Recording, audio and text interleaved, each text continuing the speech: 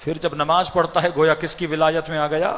ہماری ولایت میں داخل ہو گیا. تو اگر سلمان بننا ہے تو ایک لمحے کے لیے بھی علی کی ولایت سے نکلنا نہیں چاہیے.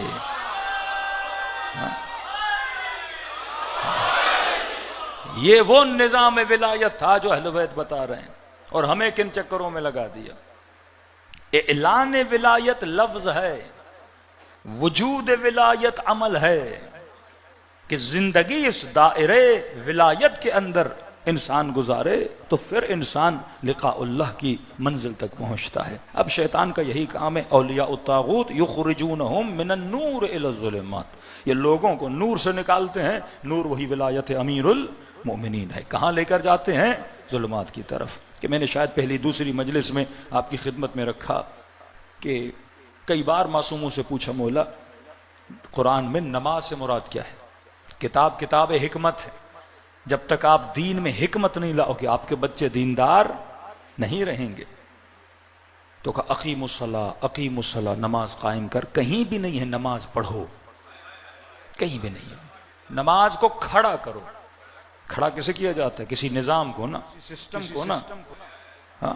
پھر کہا صلاۃ تنہی عن الفحشاء والمنکر، نماز انسان کو گناہ سے بچاتی ہے. آپ کتنے نمازیوں کو جانتے ہیں جو نماز پڑھنے کے بعد گناہ کرتے ہیں؟ ہاں؟ اگر نماز گناہ سے بچاتی، حکمت لوگوں نے نہیں سمجھی، بس قرآن کا رٹا لگانا، بچوں کو ظاہری طور پہ صرف حافظ بنانا. کل کے دشمن کو مسئلہ تفسیر قرآن سے تھا، حفظ قرآن سے نہیں تھا. نبی کی حدیثیں پڑھو، تفسیر نہ پڑھو. قرآن پڑھو، تفسیر نہ پڑھو.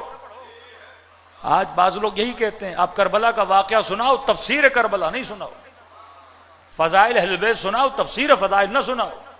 تو پھر تو وہی کام کر رہے ہو جو وہابیوں نے دین اسلام کے ساتھ کیا.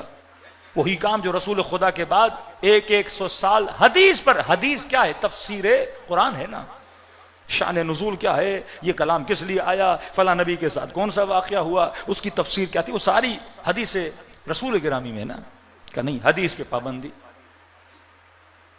اسی طرح تفسیر کیا ہے؟ تفسیر وہ کلام معصوم ہے. تفسیر جو انسان کو حکمت بیانی کرتی، جو انسان کو بتاتی ہے.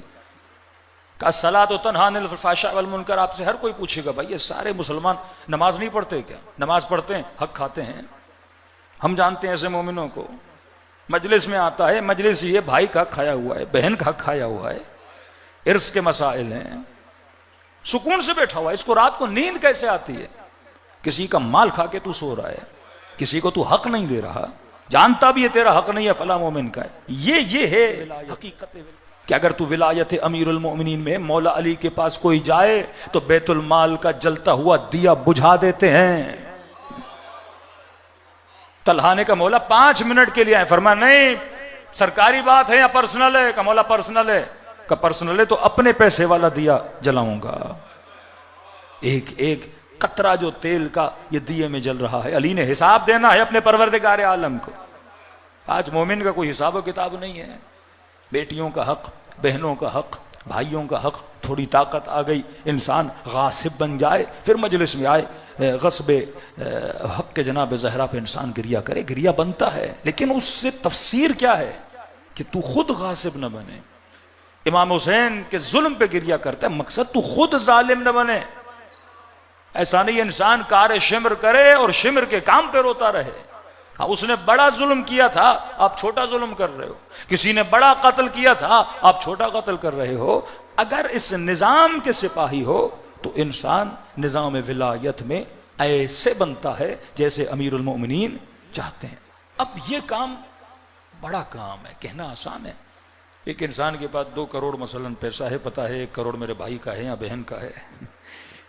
جان جاتی ہے انسان وہ 1 کروڑ دے، جان جاتی ہے. آسان کام تو نہیں ہے پیسہ دینا. یہاں پہ امتحان ہے. اگر اہل ولایت ہے تو صرف زور کا نعرہ نہیں، یہ زور بھی ہو کہ انسان اس پیسے سے اپنے دل کو جدا کر سکے. ہاں آئے قراتی بڑی اچھی مثال دیتے تھے، کہتے تھے بیٹا دیکھو یہ ہاتھ ہے نا، ایک ہتھیلی، ایک ہاتھ کا پچھلا حصہ. تو کہ قبلہ جب انسان مرے گا روح نکلے گی، تکلیف ہوگی کہ نہیں؟ کہ بالکل ان 2 ہاتھوں کی طرح ہے. کہ کیسے؟ کہ ہاتھ کے اگلے حصے میں بال نہیں ہے، ہاتھ کے پچھلے حصے میں بال ہیں کہ آپ کوئی ٹیپ سولوشن لگاؤ یہاں پہ اور زور سے کھینچو تو اگلے حصے پہ تکلیف نہیں ہوگی، لیکن جو پچھلا حصہ ہے جہاں بال ہیں یہاں پر اگر ٹیپ سولوشن لگاؤ گے کھینچو گے تو تکلیف ہوگی۔ یہ چپکی ہوئی ہے، بالوں سے چپکی ہوئی، اور بال تیری کھال کے اندر داخل ہے کہ جب ملک الموت تمہاری روح نکالے گا، اگر روح اس طرح مال دنیا میں چپکی ہوئی ہے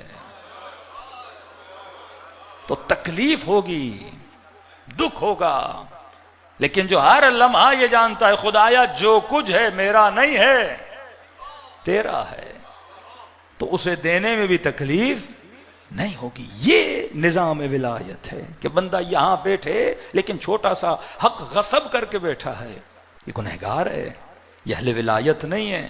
بڑی سخت روایت ہے معصوم کی، فرمایا اگر کسی نے کسی کا حق دینا ہو دے سکے پر نہ دے، یہ روز جب رات کو سوتا ہے اس کے نام عمل میں لکھا جاتا ہے کہ آج چور ہو کر سویا۔ قیامت کے دن مومن ہو کے نہیں اٹھایا جائے گا، چور ہو کے اٹھایا جائے گا۔